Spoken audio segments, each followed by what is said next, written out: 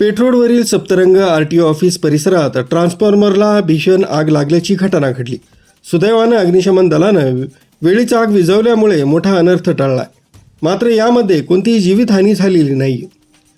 सप्तरंग स्टॉपजवळ असलेल्या महावितरणच्या ट्रान्सफॉर्मरमध्ये शॉर्ट सर्किट झाल्यामुळे ही आग अचानक भडकली.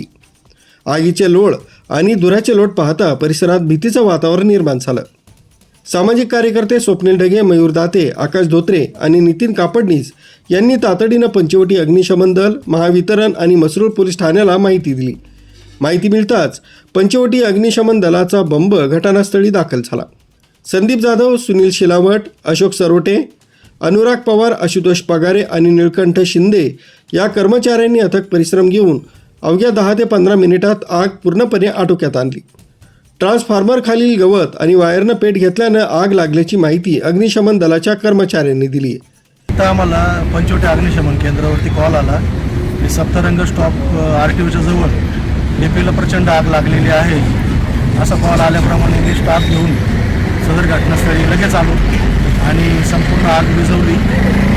बाकीचं वायर वगैरे जळाली होती, खाली गवत पेटलेलं होतं, सगळं व्यवस्थित विझवून टाकलेलं आहे. यावेळी महावितरणचे वायरमन विष्णू सुभार आणि तानाजी गवडी यांनीही आवश्यक कारवाई केली. प्रशासनानं आणि सामाजिक कार्यकर्त्यांनी दाखवलेल्या तत्परतेमुळे परिसरातील नागरिकांनी समाधान व्यक्त करत त्यांचे आभार मानले. आरबी न्यूजसाठी मलिक शेख, मोखाडा.